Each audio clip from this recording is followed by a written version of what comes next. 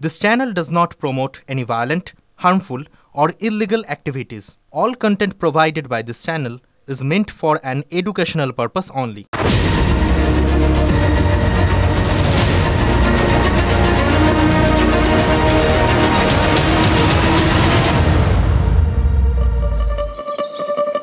মধ্য ভারত, ঠিকঠাক বললে ছত্তিশগড়ের কোনো এক গহন গভীর জঙ্গল।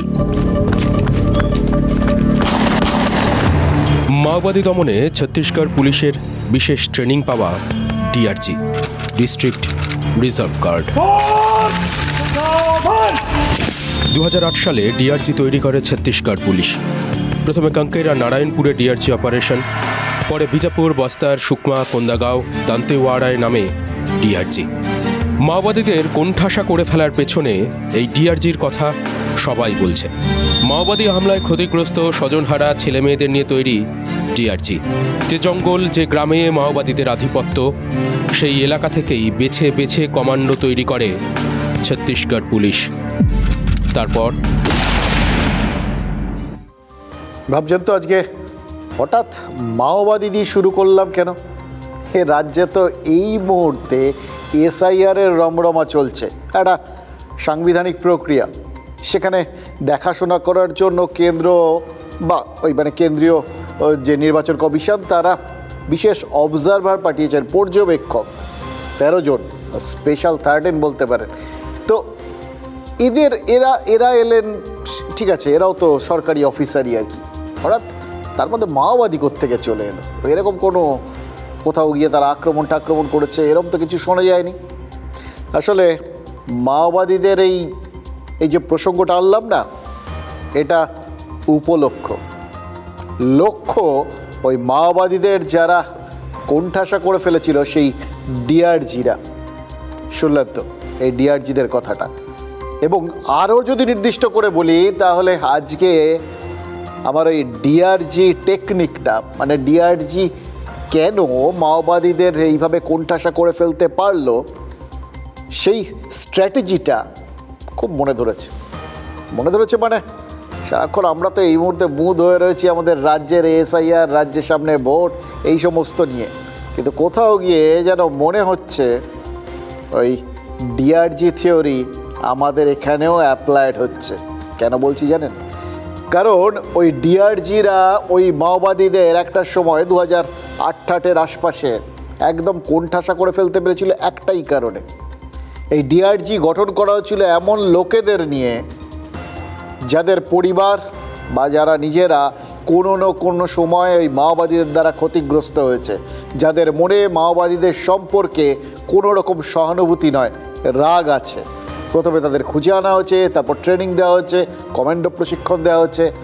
এক দিনে টানা 35-40 কিলোমিটার জঙ্গল বা পাহাড় ভাঙার টেকনিক, এবং সেই সঙ্গে একদম চরম যে কমান্ডো ট্রেনিং হয় না, সেগুলো 5-6 দিন জঙ্গলে শুকনো খাবার খাবে, না পেলে জঙ্গল থেকেই খাবার জোগাড় করে নেবে, এরকম ভয়ঙ্কর। এবার এই কারণগুলোর জন্যই ওই ডিআরজি তারা সফল হয়েছিল বলে মনে করছে এই কমান্ডো ট্রেনিংয়ের জন্য। কমান্ডো ট্রেনিং ডেফিনেটলি একটা অঙ্গ ছিল, কিন্তু আরেকটা অঙ্গ কি ছিল? আরেকটা অঙ্গ ছিল ওই তাদের বাছাই করার মডেলটা। ওই বললাম, যাদের মাওবাদীদের ওপর রাগ আছে, যারা কোনো না কোনো সময় মাওবাদীদের দ্বারা ক্ষতিগ্রস্ত, তাদেরই ডেকে এনেছিল ওই ডিআরজিতে ঢোকানোর জন্য। এতে লাভ কী হয়েছিল? এক তো তাদের জন্য যেটা লক্ষ্য বেঁধে দেওয়া হয়েছিল, সেই কর্তব্যের সাথে তাদের নিজেদের ব্যক্তিগত যে প্রতিহিংসা নেওয়ার ইচ্ছেটা, সেটা যোগ হয়েছিল। আর দ্বিতীয়ত, দেখুন, সর্ষের মধ্যে ভূত বলে তো আমরা একটা বিষয় আছে বারবার শুনি। এই বিশেষ করে মাওবাদীদের ক্ষেত্রে যখনই তাদের এরকম কোণঠাসা করার চেষ্টা করছে পুলিশ, সে ছত্তিশগড় পুলিশ হোক বা অন্যান্য জায়গার, তারা কিন্তু এই সমস্যাটায় পড়েছে। তাদের ভেতর থেকেই কেউ না কেউ কোনো না কোনো সময় হয়তো তাদের খবর দিয়ে দিয়েছে। সেখানে গিয়ে যখন পুলিশ হাজির হয়েছে, তখন দেখেছে পাখি উড়ে গেছে। সুতরাং এই যে সাপ্লাই লাইনটা, এটা কাটার দরকার ছিল। এই জন্যেই ওই বিশেষভাবে ওদের খুঁজে আনা হয়েছিল। দেখুন, ছত্তিশগড় পুলিশের এই কৌশলটা এখন কিন্তু দেশে বহু ক্ষেত্রে ব্যবহার করা হচ্ছে। অনেকে কি বলে জানেন, ছত্তিশগড় পুলিশের এই কৌশলটা এটা কিন্তু এদেশি নয়, এটা আবার বিদেশি, বিদেশের একটা এই রকমই কৌশলের থেকে ধার নেওয়া স্ট্র্যাটেজিটা। শ্রীলঙ্কায় যখন এলটিটির বিরুদ্ধে চূড়ান্ত লড়াইয়ে নেমেছিল রাজাপক্ষের সরকার প্রভাকরণের বাহিনীর বিরুদ্ধে লড়ার জন্য, তখন সেনাবাহিনী পুলিশের পাশাপাশি ভরসা রেখেছিল তাদের ওপর যাদের পরিবারের ক্ষতি করেছিল এলটিটি। এবার যদি বলি ছত্তিশগড়ের মাওবাদীদের বিরুদ্ধে যে ওই কৌশলটা সফল হয়েছে, শ্রীলঙ্কায় এলটিটির বিরুদ্ধে যে টেকনিকটা কাজে এসেছে, সেই একই টেকনিক এবার বাংলায় ব্যবহার করা হচ্ছে। এইবার আপনারা সবাই থতিয়ে গেছেন, আমি জানি। সবাই ভাবতে বসেছেন সবই তো বুঝলাম, এই হয়েছে ওই হয়েছে, কিন্তু এখানে এগুলোর জায়গা কোথায়? জায়গা আছে। দেখুন, মডেলটা এক, ব্যবহারের জায়গাটা ক্ষেত্রটা আলাদা, ফলে যে কোনো জিনিসেই তো এই স্ট্র্যাটেজি ব্যবহার করা যেতে পারে। আসলে কে যে অনুপ্রেরণা জিনিসটা খুব মুশকিলের জিনিস। সে যে কখন কার থেকে কে লাভ করে সেটা আগের থেকে বলা মুশকিল। তাই নির্বাচন কমিশনের মাথায় এই ছত্তিশগড় আর শ্রীলঙ্কা মডেলটা ঘুরছে কিনা সেটা তারা নিশ্চিত করে তারাই বলতে পারবে, কিন্তু ঘুরলেও অবাক হওয়ার কিছু নেই, কারণ তাদের সেই স্ট্র্যাটেজির একটা প্রতিচ্ছবি নির্বাচন কমিশনের কাজকর্মের মধ্যে তো আমরা দেখতে পাচ্ছি। ওই বললাম, এরা যে এসআইআরের কাজকর্ম ঠিকঠাক হচ্ছে কিনা সেটা দেখতে 13 জন অবজারভার মানে পর্যবেক্ষককে কমিশন দায়িত্ব দিয়েছে। তাদের মধ্যে এমন অনেকে রয়েছেন যাদের মনের গভীরে অনেক পুরনো ক্ষত থাকলেও থাকতে পারে বলে শোনা যাচ্ছে। হয়তো সেই পুরনো ক্ষতগুলোকেই আবার নতুন করে চাঙ্গা করে দিয়েছে নির্বাচন কমিশন, অথবা সেই ক্ষতগুলোকে খুঁচিয়ে দিয়েছে, এটাও বলতে পারে। অথবা এমনও হতে পারে যে তারা মনে করছেন সেই পুরনো ক্ষতগুলো তাদের প্রতি মুহূর্তে সেই পুরনো দিনের কথা মনে পড়িয়ে দেবে, আর তার ফলে আজকের দিনে দাঁড়িয়ে নির্বাচন কমিশন সুফল পাবে। এসআইআর যেন টাগ অফ ওয়ার, একদিকে তৃণমূল আর একদিকে বিজেপি। নিবিড় ভোটার সমীক্ষাকে ঘিরে চলছে চরম দড়ি টানাটানি। টান লাগছে নির্বাচন কমিশনের শিকড়েও। এসআইআরের প্রতিটি ধাপ যেন পরিকল্পনা মতো হয় তা নিশ্চিত করতেই 13 জন বিশেষ পর্যবেক্ষককে বাংলায় পাঠিয়েছে নির্বাচন কমিশন। অবজারভার টিমে রয়েছেন 1990 ব্যাচের আইএএস সুব্রত গুপ্ত। বর্তমানে সুব্রত গুপ্ত অবসরপ্রাপ্ত। সিনিয়রিটির জন্য মুখ্য সচিব পদের দাবিদার ছিলেন তিনি। 2005 ব্যাচের আইএএস স্মিতা পাণ্ডে শিল্প পুনর্গঠন দপ্তরের সচিব। রয়েছেন 2006 ব্যাচের আইএএস তন্ময় চক্রবর্তী, যিনি এখন ইএসআই প্রকল্প অর্থাৎ শ্রম দপ্তরের ডিরেক্টর, আগে ছিলেন পর্যটন দপ্তরে। রণধীর কুমার 2006 ব্যাচের আইএএস, বর্তমানে তিনি ট্রেজারি ও অ্যাকাউন্ট বিভাগের ডিরেক্টর। সি মুরুগান 2007 ব্যাচের আইএএস, অতিরিক্ত ডিরেক্টর NSATI, বর্তমানে কেন্দ্রের ডেপুটেশনে রয়েছেন। আর অর্জুন 2010 ব্যাচের আইএএস, তিনি শিশু অধিকার সুরক্ষা কমিশনের সচিব। 1997 ব্যাচের আইএএস রাজীব কুমার, অতিরিক্ত director general NSATI। Neelam Meena 1998 ব্যাচের আইএএস, প্রধান সচিব ক্রেতা সুরক্ষা দপ্তর, যিনি আগে জেলা শাসক ছিলেন। অশ্বিনী কুমার যাদব 2001 ব্যাচের আইএএস, অনগ্রসর শ্রেণী কল্যাণ দপ্তরের কমিশনার। 2007 ব্যাচের আইএএস নিরঞ্জন কুমার, যিনি সমবায় দপ্তরের রেজিস্ট্রার। 2008 ব্যাচের আইএএস দেবীপ্রসাদ করানাম, সমবায় দপ্তরের রেজিস্ট্রার, বীরভূমের জেলা শাসকের পদে ছিলেন। রয়েছেন 2009 ব্যাচের আইএএস রচনা ভগত, যিনি ICDS প্রকল্পের ডিরেক্টর। এদের কি কাজ? বিশেষ পর্যবেক্ষকদের কাজ হবে জেলা ধরে ধরে সামগ্রিকভাবে এসআইআর প্রক্রিয়ায় নজর রাখা, ডিও অর্থাৎ জেলা শাসক ও ইআরওদের কাজের পর্যালোচনা করা, কমিশনকে নিয়মিত গ্রাউন্ড লেভেল ইনপুট পাঠানো। মমতা বন্দ্যোপাধ্যায়ের সরকারের মুখ্য সচিব পদের অন্যতম দাবিদার ছিলেন সুব্রত গুপ্ত। 1990 ব্যাচের আইএএস, বর্তমানে অবসরপ্রাপ্ত এই আমলাকেই গুরুদায়িত্ব দিয়েছে কমিশন। তার নেতৃত্বেই তো কাজ করবে 12 জনের টিম। মোস্ট ওয়েলকাম যে অফিসারদেরকে দিয়েছে, এই অফিসারদের মমতা ব্যানার্জি কাজ করতে দেয়নি। এরা যোগ্য আইএস, এদেরকে সরিয়ে রাখা হয়েছে। সঞ্জয় মিত্র, সুব্রত গুপ্তর মতো আধিকারিকদেরকে দিল্লিতে আপনার যেতে বাধ্য করা হয়েছে। বিশেষ পর্যবেক্ষক দল আসুক কি বিশেষের উপর বিশেষণের পর্যবেক্ষক দল আসুক, বাংলার মানুষ জানে নির্বাচন কমিশন মানে ভোট চোর। দেখুন, একটা ব্যাপার তো বুঝতে পারছেন, যেটা আমরা বলছিলাম সেটাই শুভেন্দু অধিকারী বলে দিয়েছেন। আমরা আপনাদের দেখালাম যে এই যে 13 জনকে বাছাই করা হয়েছে পর্যবেক্ষক হিসেবে, এরা প্রত্যেকে অত্যন্ত যোগ্য অফিসার। আমাদের তরফ থেকে এই তাদের বায়োডাটাটা আপনাদের সামনে তুলে ধরতে পারি যে কোন কোন গুরু দায়িত্ব তারা পালন করে এসছে। এবার এই যে মানে আপনাদের সামনে লেখার মধ্যে দিয়ে কে কী দায়িত্ব পালন করে এসছেন আপনাদের দেখালাম। এটার থেকে একটা জিনিসই পরিষ্কার, এরা সবাই এই রাজ্যে বিভিন্ন দায়িত্ব পালন করেছেন, রাজ্যটাকে ভালো ছিলেন। এটা হচ্ছে একটা পার্ট। আরেকটা পার্ট কি, এই প্রত্যেক অফিসারের অত্যন্ত সুনাম আছে, অত্যন্ত দক্ষ অফিসার হিসেবে এরা পরিচিত। আরও একটা পরিচিতি আছে, এরা সবাই আইননিষ্ঠ, আইনকেই মাথার মধ্যে রাখেন, আইন মেনে কাজ করেন এবং বাড়তি কারোর কোনো কথাকে পাত্তা দেন না, সে যে পলিটিক্যাল পার্টি হোক। এবার এই ধরনের মানুষজনকে যখন নির্বাচন কমিশন দায়িত্ব দেয়, তখন ধরে নিতে হবে একটা সুনির্দিষ্ট চিন্তাভাবনার থেকেই তারা দায়িত্বটা দিয়েছে। আমরাও সেরকম ভেবেছিলাম, কিন্তু তার সঙ্গে সঙ্গে এই শুভেন্দু অধিকারীদের বক্তব্যগুলো শোনার পর বুঝতে পারছি এর মধ্যে তো আরও একটা ব্যাপার রয়েছে, একটা নিগুড়ো স্ট্র্যাটেজি হয়তো রয়েছে, যেটা আমরা ভাবছিলাম সেটাই সার্টিফাই করে দিলেন শুভেন্দু অধিকারী। এবং তার কথা শুনে কি মনে হচ্ছে, ছত্তিশগড় এবং শ্রীলঙ্কার এই বেঙ্গল ভার্সন মানে বঙ্গীয় সংস্করণ, এই 13 জনের মধ্যে তিনি যেন চোখের সামনে দেখতে পাচ্ছেন। এবার তার এরকম যদি ভাবনা চিন্তা থাকে, সেটা কতটা বাস্তবসম্মত সেটা নিয়ে একটু আলোচনার প্রয়োজন আছে, সেগুলো করব। কিন্তু আগে এই স্পেশাল 13 নিয়ে বিরোধী দল নেতার এত খুশি হওয়ার পেছনের কারণটা একবার একটু কাল্টিভেট করবেন না? একটু খুঁজে দেখতে হবে তো, নেড়ে চেড়ে দেখতে হবে তো।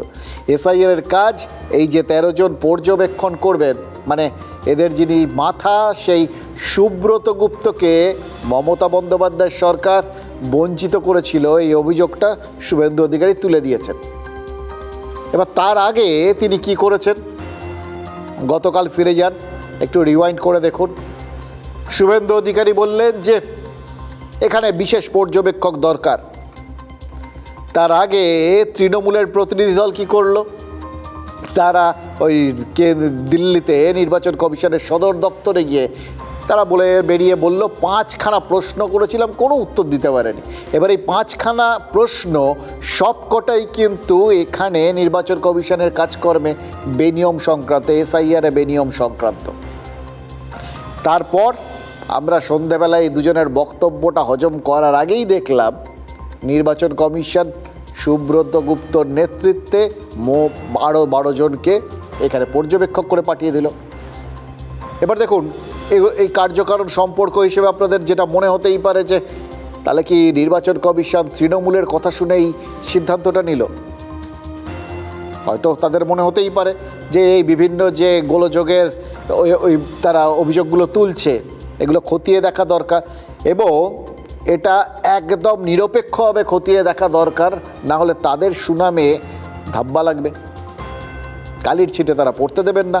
কারণ তাদের হয়তো মনে হচ্ছে যে দেশের মানুষের গণতান্ত্রিক অধিকার প্রয়োগের মাধ্যম যেটা, সে নির্বাচন পরিচালনার কাজে তারা যেখানে আছেন তাদের তো নিষ্কলুষ হওয়াটা খুব প্রয়োজন। হয়তো নিজেদের নিষ্কলুষতা প্রমাণ করতেই, নিজেদের কলঙ্কহীন প্রমাণ করতেই নির্বাচন কমিশন এই পর্যবেক্ষকদের পাঠানোর সিদ্ধান্ত নিয়েছে। তাহলে আপনাকে ধরতে হবে এর পেছনে তৃণমূলের একটা ভূমিকা আছে। আবার শুভেন্দু অধিকারী তিনি যখন বলেই দিলেন যে এখানে নির্বাচন কমিশনের উচিত পর্যবেক্ষক পাঠানো এবং তারপরেই তারা এখানে নিযুক্ত হয়ে গেলেন, তাহলে এটা ধরতে হবে যে বাবা কি প্রভাবশালী দেখেছো শুভেন্দু অধিকারী, তিনি বলছেন আর চাপে পড়ে গিয়ে নির্বাচন কমিশন এরকম সব সিদ্ধান্ত নিয়ে ফেলছে। বাস্তবে আমরা যেটা বুঝি, এরকম মাপের 13 জন মানে বিদগ্ধ অফিসারকে বাছাই করা এবং এখানে পাঠানোর সিদ্ধান্ত নেওয়ার প্রস্তুতিটা ওই 1 মিনিট, 5 মিনিট, 10 মিনিট, 1 ঘন্টায় হয় না। এটা একটা বড় প্রক্রিয়া এবং এটা ইতিমধ্যেই বেশ কয়েকদিন ধরে তার মানে চলেছে। হ্যাঁ, এটা হতে পারে শুভেন্দু অধিকারী হয়তো খবর পেয়েছেন যে এরকম কোথাও কোনো এরকম পর্যবেক্ষক আসছে, তিনি নিজে কতটা প্রভাবশালী সেটা প্রমাণ করার জন্য তাই তিনি দাবিটা একদম টাইমলি করে দিয়েছেন। এটা হতে পারে, রাজনৈতিক নেতারা এটা করেন। কিন্তু সেটা যদি করে থাকেন তাহলে তো এটাও প্রশ্ন আসবে, এটা করে তিনি এই যে যারা এসছেন পর্যবেক্ষক হিসেবে, যাদের একটা কর্মক্ষেত্রে সুনাম আছে, নিরপেক্ষভাবে কাউকে মানে বাড়তি রেয়াত না করে বা কোনো পক্ষের হয়ে কাজ না করার যে সুনামটা আছে, সেই সুনামটাকে চাপের মুখে ফেলে দিলেন না তো। কারণ এখন যদি তৃণমূল বলে শুভেন্দু অধিকারী বললেন আর এরা এলো, তার মানে এরা শুভেন্দু অধিকারী কথা শুনে আসছে, তার মানে এরা কেউ নিরপেক্ষ নন। তাহলে তো এই যে 13 জন পর্যবেক্ষক, এদের শুরুতেই চাপে পড়ে যেতে হলো। এই দায়টা কিন্তু শুভেন্দু অধিকারী এড়াতে পারবেন না। এবার দ্বিতীয় যে দায়, যে বক্তব্যটা শুভেন্দু অধিকারী যেটা তুলেছেন, যেটার কথা বলছিলাম, শুভেন্দু অধিকারী যেটা বললেন যে রাজ্য সরকারের কাছে বঞ্চনার শিকার হয়েছিলেন সুব্রত গুপ্ত। কেন বললেন? কারণ বর্তমানে রিটায়ার্ড 1990 ব্যাচের এই আইএএস মুখ্য সচিব পদের অন্যতম দাবিদার ছিলেন। 1989 ব্যাচের আইএএস অফিসার বিপি গোপালিকার পর সুব্রত গুপ্তই মুখ্য সচিব হতে পারেন বলে রাজ্যের আমলাদের একটা বড় অংশ একেবারে নিশ্চিত হয়ে গেছিল। এবং তাদের যুক্তি ছিল সুব্রত গুপ্ত সিনিয়র এবং একই সঙ্গে বাঙালি, এখানটা তিনি ভালো জানেন। বাংলার নিজের ছেলেকে, বাংলার নিজের মেয়ে মানে মুখ্যমন্ত্রী, তিনি মুখ্য সচিবের চেয়ারে বসাবেন, এটাই তো স্বাভাবিক। এবং যোগ্য লোককে বসাচ্ছেন, কাউকে টপকে এরকম কিছু না, নিয়ম মেনেই বসানো হচ্ছে। সুতরাং এটাই স্বাভাবিকভাবে হবে, এটাই ভেবে নিয়েছিলেন, কিন্তু সেটা হয়নি। সুব্রত গুপ্তকে টপকে রাজ্যের মুখ্য সচিব হয়ে গেছিলেন মনোজ পন্থ। এই যে হতে হতেও মুখ্য সচিব হতে না পারা, এটা তো একটা অপ্রাপ্তি। এবং সেই অপ্রাপ্তির থেকে সুব্রত গুপ্তর মনে রাজ্য সম্পর্কে বা রাজ্য সরকার সম্পর্কে একটা চাপা রাগ, দুঃখ বা অভিমান থাকতে পারে। এটা একটা সহজ অঙ্ক। এবার এই অঙ্কটা আমরা জানি না, এটা শুভেন্দু অধিকারী বললেন মানে তিনি এটা ভেবে নিচ্ছেন এরকমই হবে আর কি। কিন্তু আমরা এটাও জানি সুব্রত গুপ্ত অত্যন্ত দক্ষ অফিসার ছিলেন। এই রাজ্যে তাকে খুব ভালোভাবে যে ব্যবহার করা হয়েছে বা তার দক্ষতাকে যে পুরোদস্তুর ব্যবহার করা হয়েছে, এটাও আমাদের খুব একটা চোখে পড়েনি। তো যাই হোক, যেটা শুভেন্দু অধিকারী বলেছেন সেটাই বলি। তার মত, সেই রাগ, দুঃখ বা অভিমান থেকে সুব্রত গুপ্ত নিশ্চিতভাবেই তৃণমূল বিরোধী একটা কড়া অবস্থান নিয়ে ফেলতে পারেন। এই জন্যই বলছিলাম আমরা শুভেন্দু অধিকারীর অ্যাঙ্গেল থেকে দেখছি, কারণ তিনি যখন বলবেন তখন তো তার গোটা বক্তব্যটার পেছনে একটা আশার জায়গা থাকবে, তবে না তিনি সবার সামনে ব্যাপারটাকে আনবেন। এত কষ্ট করে একটা ডিডাকশন করলে তার তো একটা কারণ থাকবে, এটা হচ্ছে তাই কারণ। তিনি আশা করছেন যে সুব্রত গুপ্তরা আশায় তাদের সুবিধে হবে, এরকম আশা সম্ভবত তিনি করছেন। এবার এই বিষয়টা মানে এই যে চাপা ক্ষোভ, অভিমান, এ রাজ্যে বঞ্চনার শিকার হওয়া, এ রাজ্য সরকারের সম্পর্কে কোথাও গিয়ে অসুয়া, মানে একটা অপছন্দের ব্যাপার, একটা তাদের সাথে ঠোকাঠুকি ছিল, এই ব্যাপারগুলো এগুলো আরও কারোর মধ্যে থাকতে পারে, এটাও নিশ্চয়ই তার মাথার মধ্যে রয়েছে। এবং এটাও নিশ্চয়ই মাথার মধ্যে রয়েছে তার সুফলটা বিজেপি পেতে পারে। ওই বললাম, এটা হচ্ছে রাজনৈতিক অঙ্ক, যে অঙ্ক বলে শত্রুর শত্রু আমার বন্ধু হওয়াটা এই রাজনীতিতে চরম স্বাভাবিক ব্যাপার। কিন্তু মুশকিল হচ্ছে এই রাজনৈতিক অঙ্ক নিরপেক্ষ মানুষের ঘাড়ে ঠেলে দিলে সেটা কি সব সময় মেলে? 1,40,00,000 মধ্যে মাত্র 27.5 লক্ষ নাম এখন অবধি বাদ গেছে। এটা শুরু, আগামী 2 মাসে এই ভোটার তালিকাকে পরিচ্ছন্ন করার ক্ষেত্রে 51,083 বিজেপি BLA-2 লড়াই করবে, আর এই অফিসাররাও নজরদারি করবে। Hope for the best. নির্বাচন কমিশনকে কার্যত থ্রেট। জ্ঞানেশ কুমারকে বলছি, জ্ঞানের বাণী না দিয়ে দিল্লির ঠান্ডা করে না বসে কলকাতায় আসুন। ডায়মন্ড হারবারে যেতে হবে কেন? অভিষেক ব্যানার্জি সংসদীয় ক্ষেত্র, পূর্ব মেদিনীপুরে যেতে হবে না। এনারা সঠিকভাবে এসআইআর ইমপ্লিমেন্টেশনে বাংলার বিএলওদেরকে সহায়তা করবে, বাংলার সুরক্ষাকে বিএলওদের সুরক্ষাকে সুরক্ষিত করবেন এবং তৃণমূল যে সমস্ত 2 নম্বরি জালিগিরি করার চেষ্টা করছে, জালিয়াতি করার চেষ্টা করছে, এই জালিয়াতির হাত থেকে ভোটার লিস্টকে রক্ষা করবেন। তারা কি মনে করছেন অতিরিক্ত যে অফিসার আসার পরে তারা তাদের ভোটের বৈতরণী পার করিয়ে দেবেন?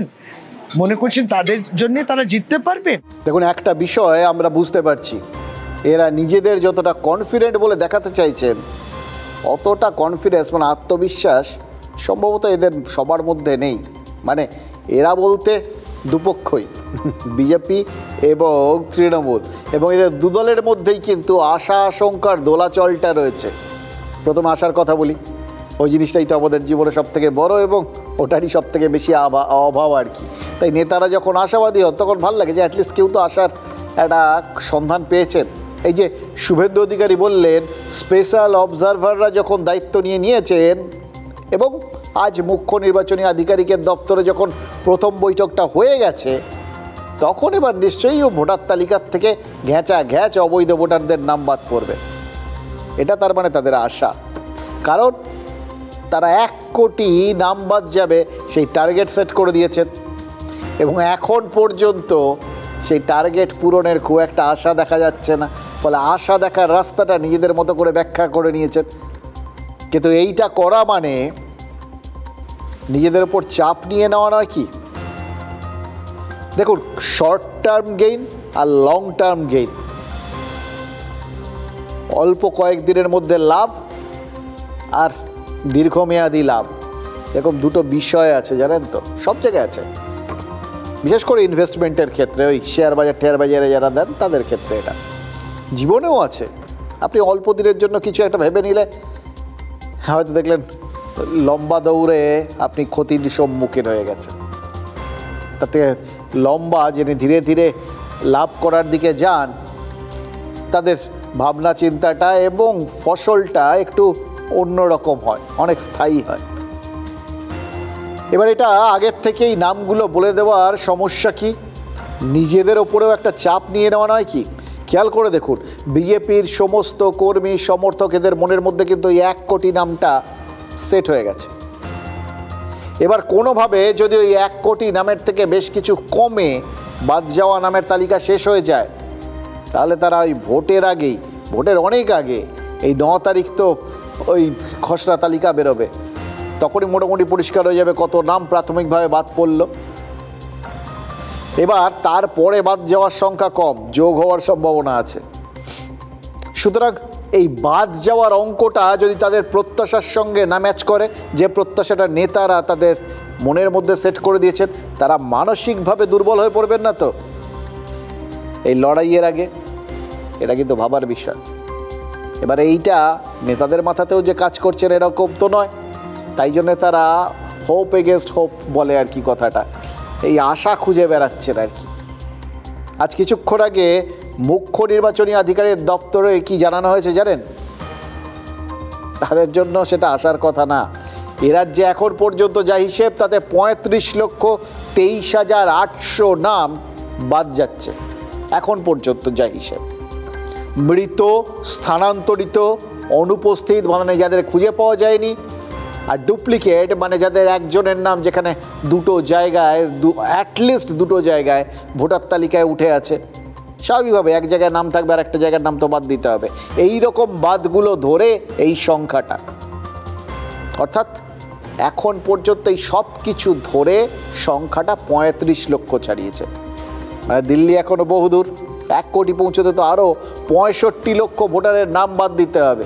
এবার তার সম্ভাবনা কতটা? রাজ্যে এখনও পর্যন্ত প্রায় 7 কোটি এনুমারেশন ফর্ম ডিজিটাইজড হয়েছে, অর্থাৎ আপলোড করা হয়ে গেছে, বিশ্লেষণ হচ্ছে। শতাংশের বিচারে প্রায় 92% ফর্ম কমিশনের সার্ভারে তুলে দিয়েছেন বিএলওরা।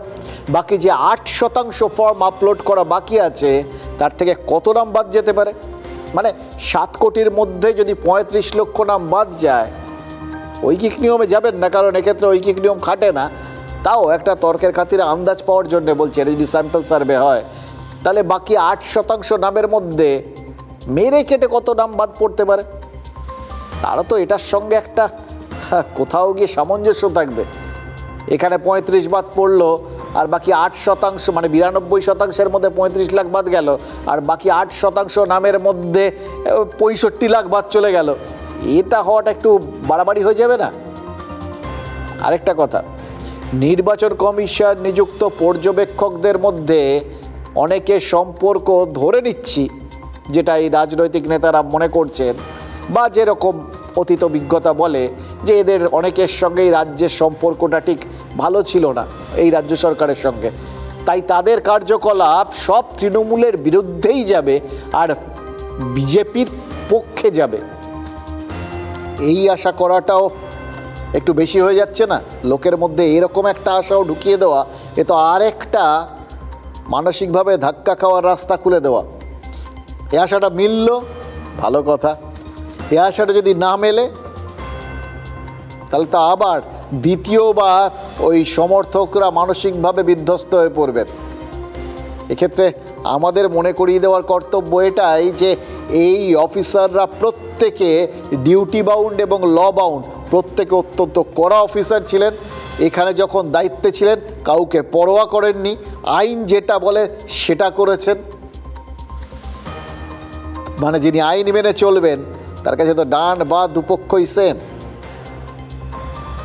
তিনি যদি এক পক্ষ ধরে নিচ্ছে, এক পক্ষ তারা গণ্ডগোল করছে, চাপ সৃষ্টি করছে, তারা সেই চাপের সামনে মাথা নত করবেন না এবং যারা চাপ সৃষ্টি করছে তাদের বিরুদ্ধে ব্যবস্থা নেওয়ার ব্যবস্থা করবেন।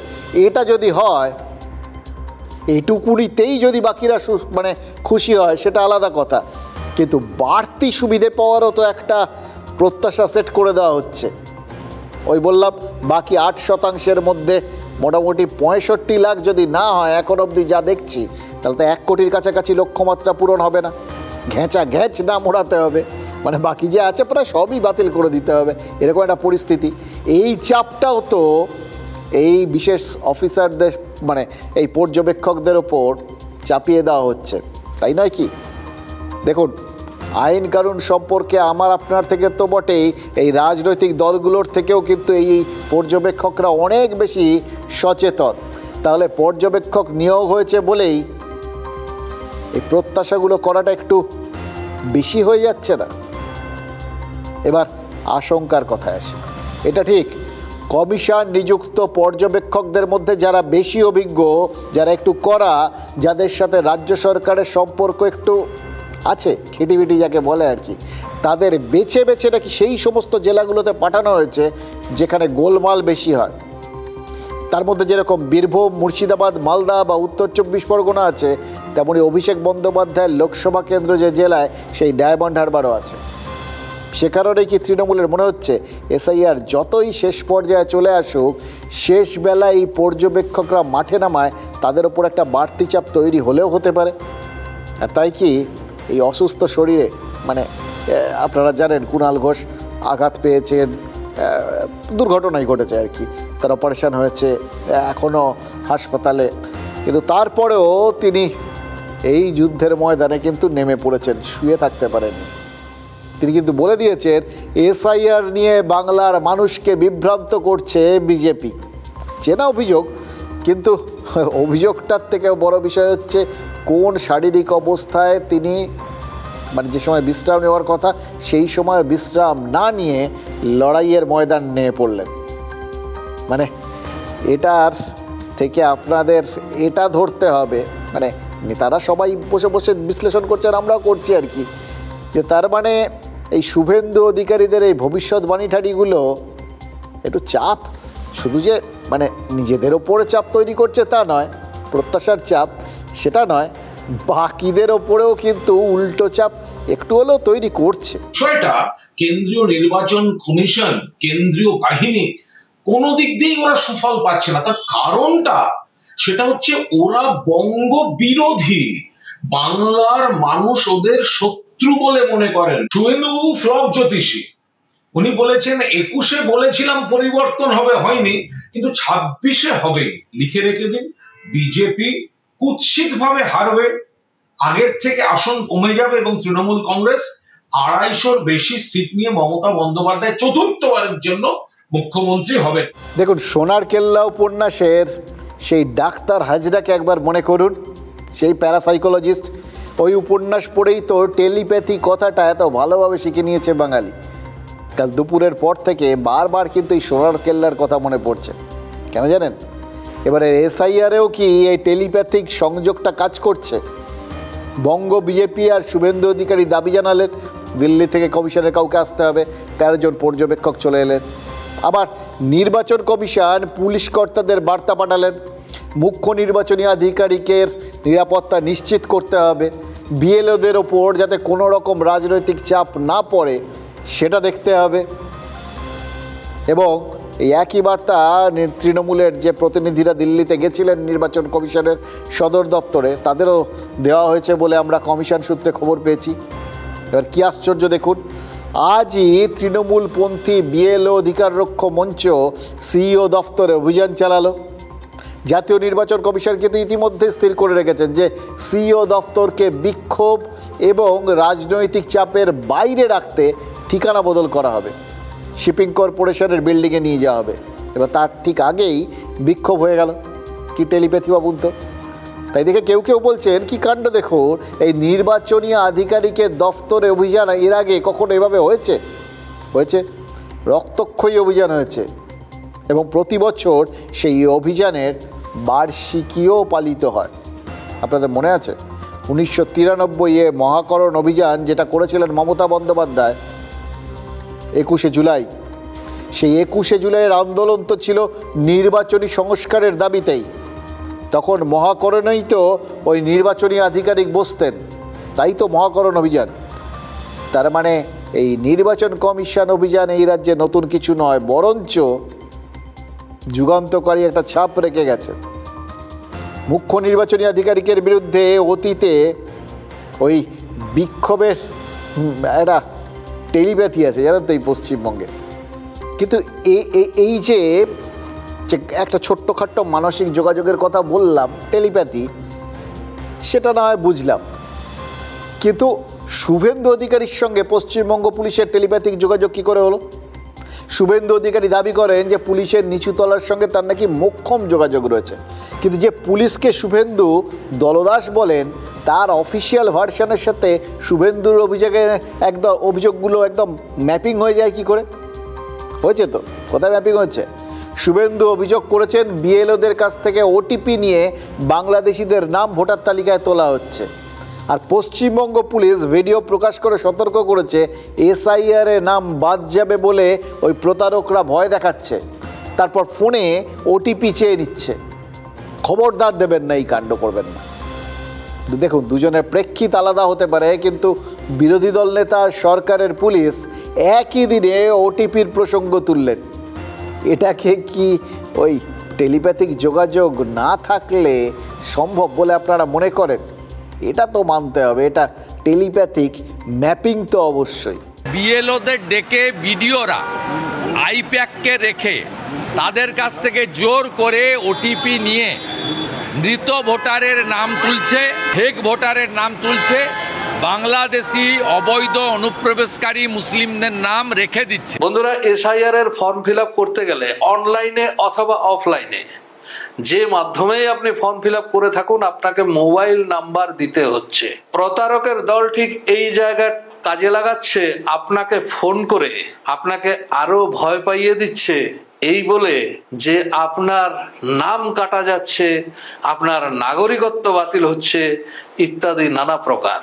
আর ঠিক তারপরেই তার সুরাহার রাস্তাটিও বাতলে দিচ্ছে সেই প্রতারকের দল, এবং তাদের যা চিরাচরিত কায়দা সেটাই প্রয়োগ করছে। বলছে আপনার মোবাইলে যে ওটিপিটি গেছে সেটা আমাদের দিন, কিংবা আপনার মোবাইলে যে লিংক পাঠানো হয়েছে সেটা ডাউনলোড করে নির্দিষ্ট তথ্যগুলি পূরণ করুন। দেখুন, জুয়ারি যে কোনো বিষয়ে বাজি ধরতে পারে, আর প্রতারক যে কোনো ইস্যুতে ভয় দেখিয়ে মানুষকে ঠকানোর সুযোগ হাতছাড়া করে না। এই পুলিশের সতর্কতাটা এবং সেই সতর্ক বার্তাটা দুটোই খুব সময় উপযোগী, এটা নিয়ে তো কোনো সন্দেহ নেই। কিন্তু উর্দিধারী বাহিনী যেটা বলতে পারবে না সেটা আমরা বলে দিচ্ছি। এসআইআর নিয়ে সব থেকে বেশি চান্স এই রাজনৈতিক নেতারাই নিচ্ছেন। এই ভরতপুরের হুমায়ুন কবিরকে দেখুন, তার সাথে বিজেপি নেতাদের কি চমৎকার মানসিক মানে টেলিপ্যাথিক যোগ। ভুলতে বসা সেই বাবরি মসজিদকে তিনি তুলতে শুরু করেছেন, তাও আবার মমতা বন্দ্যোপাধ্যায়ের এই মুর্শিদাবাদ সফরের ঠিক আগেই। দেখুন আপনি, মুখ্যমন্ত্রী সভা ডিসেম্বরের 3 তারিখে আর হুমায়ুন জানিয়েছেন তিনি বাবরি মসজিদের শিলান্যাস করবেন 6ই ডিসেম্বর। এবার হুমায়ুনের অবশ্য দাবি এটা তার পূর্ব ঘোষিত কর্মসূচি, এর সঙ্গে ভোটের কোনো যোগাযোগ নেই, সে মানসিক বা টেলিপ্যাথি কোনোভাবেই নেই। আর মুখ্যমন্ত্রীর জেলা সফরের সঙ্গে তো একেবারেই নেই, কারণ বাবরি ধ্বংসের তারিখটা নির্দিষ্ট ঠিক। কিন্তু মমতা বন্দ্যোপাধ্যায় দীঘায় জগন্নাথ মন্দিরের উদ্বোধন করেছেন, আর তার বিধায়ক মুর্শিদাবাদে বাবরি মসজিদের শিলান্যাসের কথা বলছেন, এবং তাদের দলের কেউ সমর্থনও করছে না, বিরোধিতাও করছে না। তার মানে মনে হচ্ছে কোথাও টেলিপ্যাথিক বিয়োগ হয়ে গেছে। অবশ্যই এটা প্রকাশ্যে, আড়ালে আবডালে কোনো বেতার যোগ আছে কিনা বা টেলিপ্যাথিক যোগ আছে কিনা সেটা তো কেউ জানেন না। তবে মুর্শিদাবাদের শিক্ষিত মধ্যবিত্তের সঙ্গে ভরতপুরের বিধায়কের যে একেবারেই টেলিপ্যাথিক কানেকশন নেই, সেটা কিন্তু ওখানকার সাধারণ মানুষের সঙ্গে একবার কথা বলুন, পরিষ্কার বুঝে যাবে। হিন্দু মুসলিম নির্বিশেষে সেখানকার মানুষ এই ধর্মস্থানের রাজনীতি আর চান না। এবার ধর্মস্থানের রাজনীতি কিভাবে হচ্ছে? শুধু ওই বাবরি মসজিদ দিয়ে হচ্ছে এরকম তো নয়, কারণ ওখানে যেহেতু হুমায়ুন কবির ঠিক করেছে যে বাবরি মসজিদ বানাবেন, মানে বাবরি মসজিদ যে বাবরি মসজিদ ধ্বংস হয়েছিল সেই ধ্বংসের দিনের একদম সেই দিনেই শিলান্যাস করবেন, এটা যেহেতু তিনি ঠিক করেছেন, সঙ্গে সঙ্গেই তো ওখানে আর একটা পাল্টা মানে একটা পরিকল্পনা কমপ্লিট হয়ে গেছে যে ওই ঘরে ঘরে ওখানে পারলে মানে ঘরে ঘরে না হলেও অ্যাটলিস্ট ওখানে একটা রাম মন্দির তৈরি হবেই। মানে আরেকবার জোর জবরদস্তি কোথাও গিয়ে রাজনীতি এই মন্দির এবং মসজিদকে সামনাসামনি দাঁড় করিয়ে দিচ্ছে। মানুষ এই ধর্মস্থানের রাজনীতি চান না। যে কোনো লোকের সাথে কথা বলুন, ওখানকার শিক্ষিত লোক কেউ পছন্দ করছেন না, কারণ মুর্শিদাবাদে এই জিনিসটা তো ছিল না। এই হানাহানি এইটা মুর্শিদাবাদের মানুষ চট করে কিন্তু কখনো প্রত্যক্ষ করেননি, কিন্তু এই ওয়াক অফ আগ্রাসন নিয়ে মুর্শিদাবাদে এমনিতেই আগুন জ্বলেছে, প্রাণহানি হয়েছে। এবার 1992-এ যে অশান্তি অযোধ্যার কারণে গোটা দেশে হয়েছে, সেটাকে আবার ইতিহাসের পাতার থেকে টেনে আনার মানেটা কি? সাধারণ মানুষ এইটাই জিজ্ঞেস করতে শুরু করেছে। মানে সাধারণ মানুষের সঙ্গে রাজনীতি অন্তত, অবশ্য আমার ধারণা রাজনীতি ইচ্ছে করেই টেলিপ্যাথিক যোগাযোগ স্থাপন করে না, কারণ রাজনীতি সাধারণ মানুষকে মানুষ বলেই মনে করে না। তারা মনে করে তারা যেটা ঠিক করছে সেটাই শেষ কথা, এবং সাধারণ মানুষের একটাই কাজ, চোখ নাক মন সব বন্ধ করে ওই টেলিপ্যাথি ভুলে সেটাকে অনুসরণ করা, সেটা অনুকরণ করা। যদি মেন পয়েন্ট আসে তাহলে হবে না, আর যদি এই মন্দির মসজিদ এই হিন্দু মুসলিম এইসব থাকে তাহলে আসবে। সাম্প্রতিক দাঙ্গা লাগবে, এ ওকে দেখতে পারবে না, ওকে দেখতে পারবে না, এই হবে। মন্দির মসজিদ তো আগেও ছিল, এখন বেড়েওছে। এখন এটাকে নিয়ে যদি কেউ রাজনীতি করতে যায় তাহলে সমাজের পক্ষে এটা ক্ষতিকর। এইটা নিয়ে যদি কেউ সুশ্রী দেয় সেটা আলাদা ব্যাপার, কিন্তু মানুষের মেন সমস্যা হচ্ছে মানুষের যে রুজি রোজগার, মেন সমস্যা হচ্ছে ভারতবর্ষের সার্বভৌমত্ব, মেন সমস্যা হচ্ছে মানুষের আইডেন্টিটি, এইগুলো দরকার। এই ধরনের উস্কানিমূলক কথাবার্তা বললে সাম্প্রদায়িক সম্প্রীতি অনেকটাই বিঘ্নিত হবে, ঠিক আছে? তো আমাদের এই ধরনের কথাবার্তা থেকে বিরত থাকাই আমার মনে হয় উচিত। তৃণমূলের নেতারা যেভাবে সাম্প্রদায়িকতার বিষ ছড়িয়ে দিচ্ছে আমাদের মধ্যে, তার জন্য মাঝে মধ্যে গন্ডগোল চলছে। সাম্প্রদায়িক শক্তির বিরুদ্ধে লড়াই এই বাংলার মমতা বন্দ্যোপাধ্যায় করছে ভারতবর্ষে।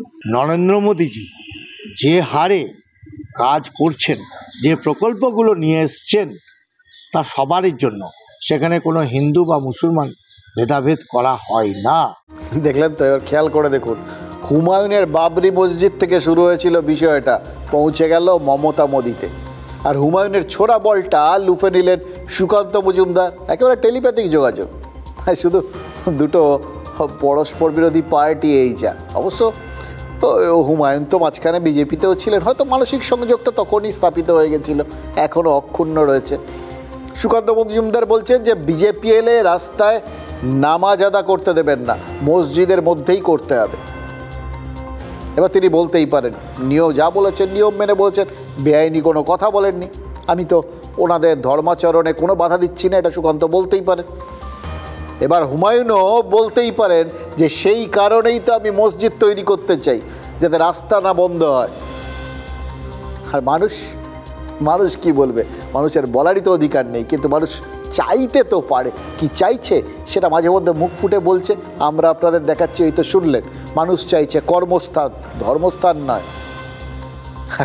মানুষ চাক চাই না চাক, মানুষ কর্মস্থান চাইলে নেতারা বলছেন ধর্মস্থান। নেতায় তার মানে কিসের টান? টেলিপ্যাথির, বুঝতেই পারছেন। মসজিদের ভিতরে নামাজ পড়ায় যেতেই পারে, কোনো আপত্তি নেই। সাধারণ মানুষের চলাচলের জায়গা বন্ধ করে নামাজ পড়া হচ্ছে। বিজেপি এলে নামাজ মসজিদের ভেতরে হবে, মসজিদের বাইরে কোনো নামাজ হবে না। ঈদের সময় রেড রোডে স্বাভাবিকভাবে একসাথে অনেক মানুষ সমবেত হন, সেটা বাংলার ঐতিহ্য। দেখুন, টেলিপ্যাথিক আন্ডারস্ট্যান্ডিং, তৃণমূল এই বক্তব্যকে রেকর্ড করে মুসলিম সংখ্যাগরিষ্ঠ আসনগুলোতে প্রচার করতে পারে। তখন মনে হবে যে আরে একজন বিজেপির নেতা, তিনি তৃণমূলকে পাস বাড়াচ্ছেন। আবার তৃণমূলও ধরে ফেলছে যে এরকম পাস আসবে, ঠিক যেরকম বিজেপি নেতারা ধরে ফেলছেন যে ওই হুমায়ুন কবিরের মতো তৃণমূল নেতার কাছ থেকে পাস আসবে। কি অদ্ভুত যোগাযোগ না? ফুটবল খেলায় বলে জানেন তো, খুব যাদের মধ্যে বোঝাপড়া, একটা দল বেশ কিছুদিন ধরে রাখলে সব প্লেয়ার সবাইকে তো চিনে যায় এবং কার কি মানসিকতা, কে কী করতে পারেন তার একটা পরিষ্কার ধারণা হয়ে যায়। তাই তাকিয়ে নাকি দেখতেও হয় না। একজন বাঁ দিক দিয়ে বল নিয়ে দৌড়তে নিশ্চিন্তে ডান দিকে বলটা পাঠিয়ে দিতে পারেন, কারণ তিনি জানেন ওই ডান দিকে তার কোনো না কোনো অমুক সহকর্মী, হয়তো ও তার সহ খেলোয়াড়, তিনি ঠিক পৌঁছে যাবেন, তারই পৌঁছে যাওয়ার কথা। এগুলোকে বলে খেলার মাঠে টেলিপ্যাথিক যোগাযোগ। এখন রাজনীতি তো খেলা হয়ে গেছে, ফলে সেই টেলিপ্যাথিক যোগাযোগগুলো আরও বেশি করে আমরা দেখতে পাচ্ছি। দেখুন, বিজেপি ক্ষমতায় এলে এই যে রাস্তায় নামাজ পড়তে দেওয়া হবে না, সুকান্ত মজুমদার বললেন, এই প্রচারটাকে যদি ঠিকভাবে তৃণমূল তুলে ধরতে পারে, তাহলে কিন্তু তাদের সংখ্যালঘু ভোট ব্যাংকটা নিশ্চিতভাবেই আর একটু জমাট হবে, কারণ তাদের মধ্যে ভয় ঢুকিয়ে দেওয়া হবে। তারপরে যেটা বলেছেন সুকান্ত মজুমদার, সেটার কি মানে, বা সেটা যে যথাযথ, যার যেখানে ধর্ম পালন করার কথা তিনি সেখানে করবেন, এটাই তো তিনি বলেছেন। কিন্তু সেই পোর্শনটা যদি বাদ চলে যায়, সেই সুযোগ তো রয়েছে, রাজনীতি তো এই কাজগুলোই করে। এবার সেই সুযোগটা তৃণমূলকে কী করে দিচ্ছে এই প্রচার করার? সুকান্ত মজুমদার। শুধু কি তাই? দেখুন, সুকান্ত মজুমদার বলে দিয়েছে যে বিজেপি ক্ষমতায় এলে তোলাবাজদের বাড়িতে বুলডোজার চলবে, আর মহিলাদের সম্ভ্রম নষ্টকারীদের এনকাউন্টার করা হবে। এই বার্তাটা খুব স্বাভাবিক একটা বার্তা। এটার জন্য এর মধ্যে তো হিন্দু মুসলিম কোনো বিষয় নেই, কিন্তু এই বার্তাটার মধ্যে যে একটু চরম ভাবাপন্ন একটা ইঙ্গিত রয়েছে, সেটাকেও তো উড়িয়ে দেওয়া যাচ্ছে না। এবার যেহেতু সুকান্ত মজুমদার তিনি বিজেপির মন্ত্রী, তার এই বক্তব্যটা তৃণমূল যদি সংখ্যালঘু প্রধান এলাকায় গিয়ে একটু অন্য মোড়কে প্রচার করে, সেই সুযোগটা তো তাদের হাতে এসে যাচ্ছে। ফলে মানুষজনের, আমরা জানি না, আমরা হয়তো ভাবতেই পারি এই প্রচারগুলো করার আগে রাজনৈতিক নেতারা কতটা প্ল্যান করে, কতটা ভেবে করছেন, কিন্তু হয়তো রাজনৈতিক নেতাদের প্ল্যানটা আরও অনেক দূরদর্শিতা সম্পন্ন।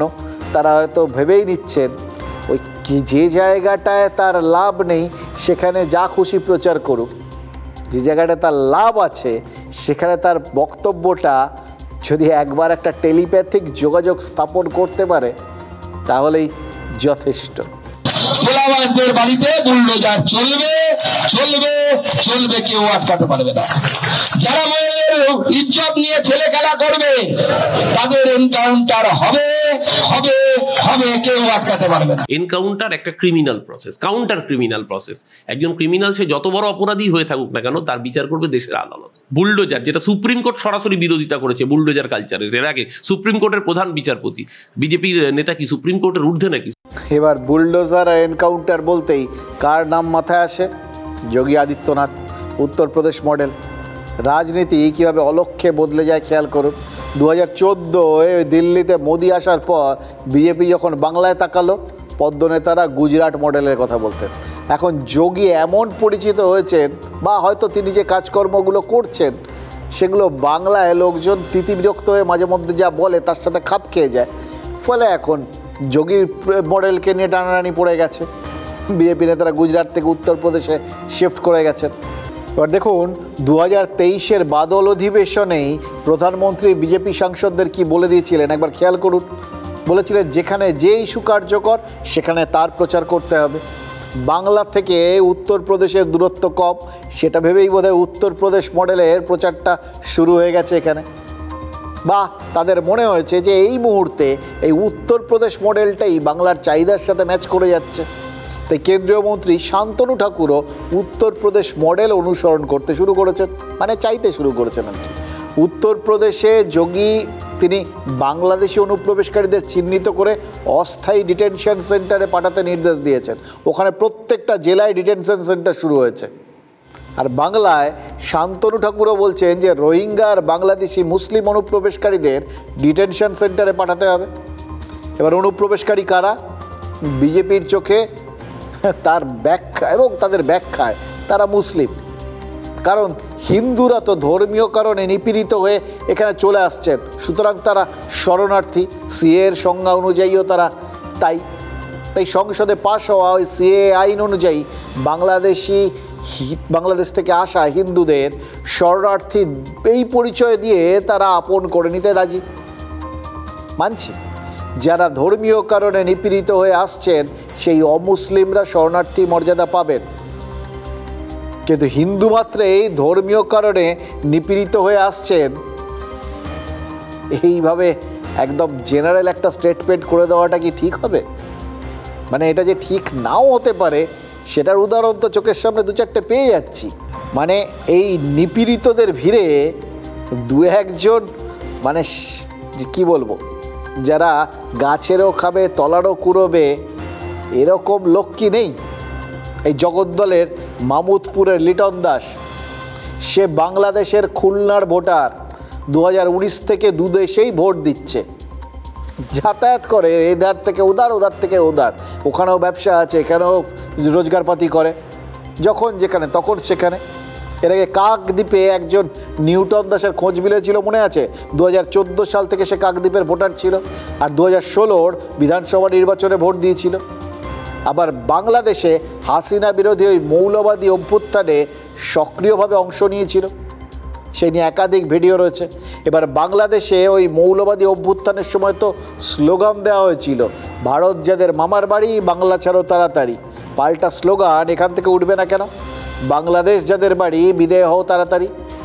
হিন্দু পরিচয় ব্যবহার করে ভারতে থাকার চিরস্থায়ী বন্দোবস্ত করে ফেলবে, আমাদের করের টাকায় সব সুযোগ সুবিধাগুলো নিয়ে নেবে, আবার তারপর যখন মনে হবে ওখানে গিয়ে ওখানকার সুযোগ সুবিধাগুলো ভোগ করবে, এপারেও খাবে ওপারেও খাবে। এবার দেখুন, এটা যারা করে তাদের কিন্তু পরিচয় না হিন্দু না মুসলিম, ওইভাবে বিচার করার কোনো দরকারই নেই। এরা নিশ্চিতভাবেই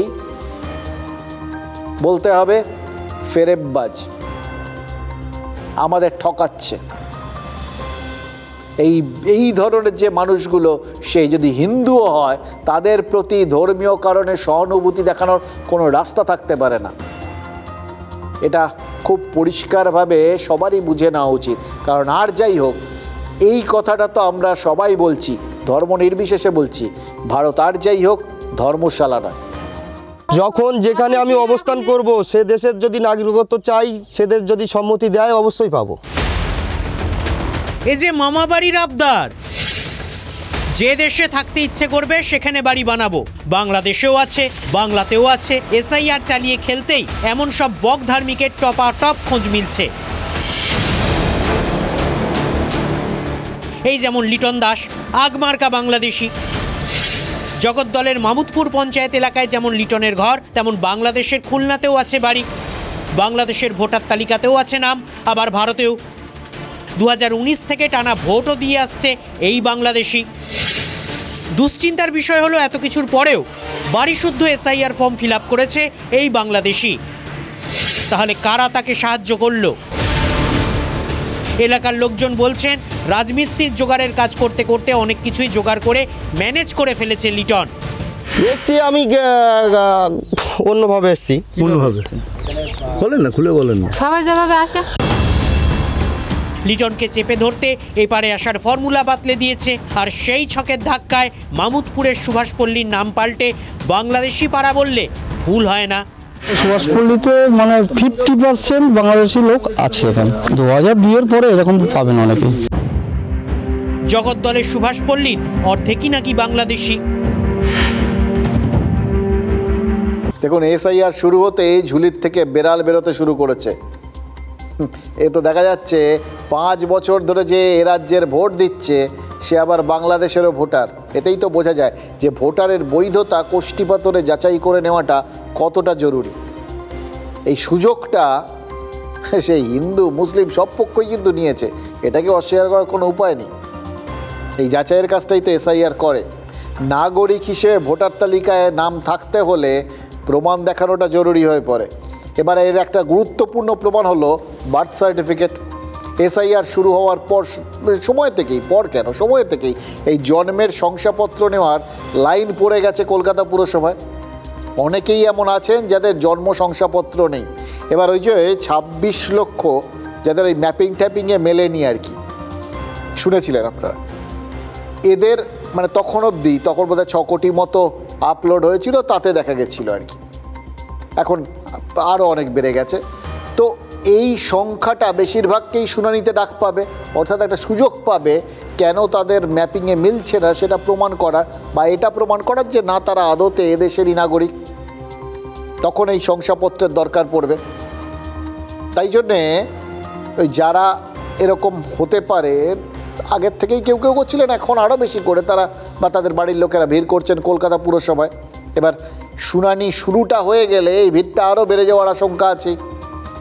সেই মুশকিল আসান করতেই একটা উপায় বার করেছে কলকাতা পুরসভা। বার্থ সার্টিফিকেট দিতে রীতিমতো ক্যাম্প চালুর সিদ্ধান্ত নিয়েছেন ওই মেয়র ফিরহাদ হাকিম।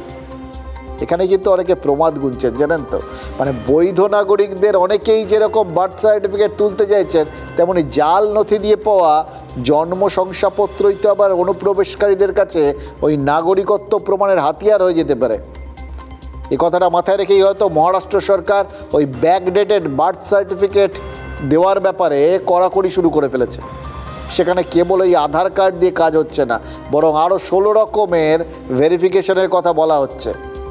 এ রাজ্যে এখন পর্যন্ত সেসবের প্রশ্ন নেই, ফলে সবটাই যে ফসকা গেরো হয়ে যেতে পারে এটার একটা সম্ভাবনা তো রয়েই গেছে। এবার যথারীতি এই ফাঁকটাকে চেপে ধরছে বিজেপি, কারণ কলকাতা কর্পোরেশন সেটা তো শাসক দল তৃণমূলের অধীনে রয়েছে, তাদের চান্স পেলেই তো চেপে ধরবে তারা, এটাই স্বাভাবিক। সুতরাং তারা এখন বলতে শুরু করেছে অনুপ্রবেশকারীদের বৈধতা দিতেই বা এদেশের নাগরিক বানিয়ে ফেলতেই এই বার্থ সার্টিফিকেট বিলির ক্যাম্প হচ্ছে কলকাতায়। ডেট আর বার্থ সার্টিফিকেট লাগে ডিউরিং হিয়ারিং, অনেকের এসে চাইছেন, আমরা এখানেই করে দিচ্ছি।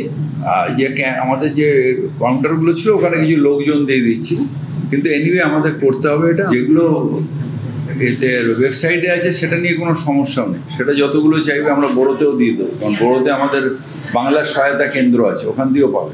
এই নতুন বার্থ সার্টিফিকেট দিয়ে কি করবে? সেই সব চিটিংবাজি ব্যবসা ওদের জানা আছে, চিটিংবাজি ব্যবসা কিছু করতে দেবে না। যেভাবে স্পেশাল অবজারভার নিয়োগ করেছে, স্পেশাল অবজারভাররা ধরবে। এবং এর ডবল উদ্দেশ্য আছে, এক, মুসলিম বাংলাদেশি নাগরিকদেরকে বার্থ সার্টিফিকেট দিয়ে তাদেরকে ভারতবর্ষের নাগরিক করা, আর দ্বিতীয় হচ্ছে বন্দুকটা ফিরহাদ হাকিমের ঘাড়ে রেখে ফাটানো হচ্ছে, ফিরহাদ হাকিমকে আগামী দিনে ফাঁসানো। কারণ এটা কোর্টে চ্যালেঞ্জ হবেই, সেই এনকোয়ারি যদি হয় কোর্টের রায়ে, তাহলে কিন্তু Firhad Hakim tata bye bye. মোদ্দা কথা হলো বলিকা বকরা কে হবে, কে কার কাঁধে বন্দুক রাখছে বোঝা খুব মুশকিল। তবে যাদের হাতে সত্যিকারের বন্দুক মানে পুলিশরা, তাদের অনেকে কিন্তু নিজেদের এখন এই বলিকা বকরা ভাবছেন। একটা ভিডিও ভাইরাল হয়েছে, জানেন তো, সেই ভিডিওতে দেখা যাচ্ছে সিউড়ি থানার একজন প্রাক্তন এএসআই অ্যাসিস্ট্যান্ট সাব ইন্সপেক্টর রাজকুমার দাস, তিনি একটা ফেসবুক লাইভ করেছেন। এক লাইভে বীরভূমের প্রশাসনকে নাড়িয়ে দিয়েছেন তিনি। বিষয়টা এটা খুলে বলি। সপ্তাহখানেক আগে জেলার এক এসআইআর ক্যাম্প পরিদর্শনে গেছিলেন শতাব্দী রায়। আপনারা জানেন যে তার সামনেই তৃণমূলের দুটো পক্ষ মারপিট করেছিলেন। তো সেদিন মারপিট করা নেতারা দিব্যি আছেন, কিন্তু বদলি হয়েছেন কারা? দেখুন, এসআইআর আইসি রুটিন বদলি হয়েছেন, কিন্তু এসআই রুটিনের বাইরে একটা ক্লাস করে ফেলেছেন। ওই বললাম ফেসবুক লাইভ করেছেন, এবং তার ফলে এটা আপনারা বলতে পারেন যে পুলিশের ক্লাস নিয়েছে। কিন্তু ক্লাসে কি বলা হয়েছে? এক কথায় পুলিশের গোষ্ঠীদ্বন্দ্ব। বীরভূমে তৃণমূলের গোষ্ঠীদ্বন্দ্বটা জলভাত ছিল। এবার সিউড়ি থানায় ছিলেন ওই এসআই, সেখান থেকে বদলি হয়ে গেছেন, ফলে তাকে সিউড়ি থানার প্রাক্তন এসআই বলা যেতে পারে আর কি। তিনি পুলিশের গোষ্ঠীদ্বন্দ্বটাকেও জলভাত বানিয়ে ফেললেন। এবার কথাগুলো তিনিই বললেন, নাকি তার অ্যাকাউন্ট হ্যাক করে বিরোধীরা বলল, নাকি কেউই বলল না? যা বলল, যা দেখলেন সবটাই এআই, এগুলো আমরা জানি না। তবে অডিওকে এখন পর্যন্ত কেউ যে মিথ্যে বলে দাবি করেননি সেটা আমরা জানি। উল্টে এসপি আমাদের প্রতিনিধিকে বলেছেন গোটাটা খতিয়ে দেখা হচ্ছে। এবার খতিয়ে দেখা পুলিশের কাজ, খতিয়ে দেখে তারা আমাদের যেটা বলবে আমরা সেটা আপনাকে জানাবো। যতক্ষণ তারা খতিয়ে দেখে এগুলোকে জাল এগুলো না বলছে আমরাও বলতে পারছি না। কিন্তু তলিয়ে দেখাটা ওটা আমাদের কাজ। তলিয়ে দেখে যেটা বুঝতে পারছি সেটা হলো গোটা পুলিশ প্রশাসনের কাছে গোটা ব্যাপারটা চরম দুশ্চিন্তার। পুলিশেও গোষ্ঠীদ্বন্দ্ব, এরকম আমরা বিশ্বাস করি না, বিশ্বাস করতে চাই না, কারণ ওখানে গোষ্ঠীদ্বন্দ্ব হলে তো আর কিছু বাকি রইল না। কিন্তু পুলিশের প্রতি পুলিশের বিশ্বাস আর ভরসাটা ওটাতে নিশ্চিতভাবেই চির খাচ্ছে। না হলে মানে যদি এই যে ভাইরাল অডিওটা সেটা যদি সত্যি হয় তাহলে এটা তো আপনাকে মানতে হবে। ওই ভাইরাল অডিওতে বলা হয়েছে তো যে ডিএসপি পদমর্যাদার এক অফিসার নাকি তৃণমূল নেতা নুরুল ইসলামের কথায় শতাব্দী রায়ের ওই পরিদর্শনে ঝামেলা করিয়েছেন। মানে বিরোধীদের অভিযোগ যেটা হওয়ার কথা সেটা পুলিশের গলায় ভাবা যায়। আচ্ছা, এই নুরুল ইসলামকে শোনা যাচ্ছে কাজল শেখের অনুগামী। এবার কাজল শেখ হোক বা অনুব্রত মণ্ডল, এই নুরুল ইসলামরা যে কারো না কারো অনুগামী হবেন এটা তো স্বাভাবিক, কিন্তু একজন পুলিশ সে আবার তার অনুগামী হবে, এটা কি খুব স্বাভাবিক লাগছে? মুশকিল হচ্ছে কি জানেন, এই অস্বাভাবিক ঘটনাগুলো যত বেশি স্বাভাবিক হতে থাকবে আপনার আর আমার বিপদ তত বেশি বাড়বে। শতাব্দীর ঘটনা যেটা ঘটেছে আপনারা কেউ জানেন না, বীরভূম ডিস্ট্রিক্টের কেউ জানেন। যে ব্লক সভাপতি আছে নুরুলের কথাই, উনি ডিএসপি ডিএনটি ঘটিয়েছে ঘটনাটা, উনি সব জানতেন, ডিএসপি ডিএনটি সব জানতেন। আমি ছিলামই না ঘটনায়, আমাকে এখানে ওখানে পাঠিয়েছে ডিএসপি ডিএনটি। পানিশমেন্ট হতে হলে ডিএসপি ডিএনটির হওয়া উচিত ছিল। রাজকুমার দাস যেটা বলেছেন এসআই খুব একটা ভুল বলেননি। এদের মদতেই গোষ্ঠীদ্বন্দ্ব মাথাচাড়া দিয়েছিল, এদের মদতেই গোষ্ঠীদ্বন্দ্ব বড় আকার নিয়েছিল, তার ফলস্বরূপ এমপির গাড়িতে জুতো চটির বাড়ি পড়েছিল। তৃণমূলের তো দুটো গ্রুপ, এবং গ্রুপটাও হচ্ছে কোনো মতাদর্শগত কারণ নয়, মূল কারণ হচ্ছে লুটের ভাগ কে নেবে, কোথায় নেবে। তো পুলিশ অ্যাডমিনিস্ট্রেশন, জেনারেল অ্যাডমিনিস্ট্রেশনও তাই ভাগ। সুতরাং সব লড়াইটাই শুধু ওই কেষ্টকাজলের লড়াই নয় আর কি। যদি আবার বলছি অডিওটা সত্যি হয় তাহলে এই যে পুলিশ এই গোটা জিনিসটা করেছেন, ফেসবুক লাইভটা করেছেন, তিনি এটা করেছেন পেটের দায়। কারণ করবে অন্য কেউ, পেটে লাথি পড়বে অন্য পুলিশের, এটা হয়তো তিনি আর মেনে নিতে পারছেন না। এই পেটে লাথি পড়াটা না, এটাই শেষ কথা। কারণ আমরা যা করি যে করি সব কিছুর পিছনে তো এই পেটটাই আসল, পাপি পেট কা সওয়াল বলে না। এবং ওই পেটে যখন লাথি পড়ে তখন কিন্তু হিন্দু, মুসলিম, তৃণমূল, বিজেপি, সিপিএম সব এক হয়ে যায়। এই সার সত্যটা আমাদের বুঝিয়ে দিয়েছে জলপাইগুড়ি। এই জলপাইগুড়িতে টোটোর রেজিস্ট্রেশন নিয়ে একটা বিক্ষোভ কর্মসূচি ছিল। ওখানে সব টোটোদের রেজিস্ট্রেশন হচ্ছে, প্রচুর টাকা পয়সা দিতে হবে, এরকম সব ব্যাপার আর কি। তো তার বিরুদ্ধে টোটো চালকরা সবাই খেপে উঠেছেন, কারণ কোনো রকমের টোটো চালিয়ে ওই পেট চলে, সেখানটাতেই যদি আরও টাকা পয়সা এই সমস্ত ঝামেলা ঝঞ্ঝাট হয়, প্রতিনিয়ত কেস খাওয়ার রাস্তা খুলে যায়, তাহলে তো পেটে লাথি পড়বে। এই বিক্ষোভ কর্মসূচিটা নিয়েছিল বাম শ্রমিক সংগঠন সিআইটিউ। এবার টোটোর রেজিস্ট্রেশন ফি বেড়েছে, এর প্রতিবাদে বিরোধীরা সরব হচ্ছে, এটা স্বাভাবিক ছিল। কিন্তু সিআইটিউ এর ওই কর্মসূচিতে আইএনটিটিইউসি মানে তৃণমূলের যে শ্রমিক সংগঠন তার সদস্যরাও সবাই পা মিলিয়েছে। সুতরাং বুঝতে পারছেন, পেটে যদি লাথি পড়ে তখন কিন্তু কেউ আর ওই ইজিম টিজিম দেখেন না, ধর্মও দেখেন না। যে যার মতো করে পেটের খিদেটা টের পান, আর যারা পেটে লাথি মেরেছেন তাদের পা খুঁজে বেড়ান। এটা যত রাজনৈতিক নেতারা মনে রাখবেন ততই মঙ্গল।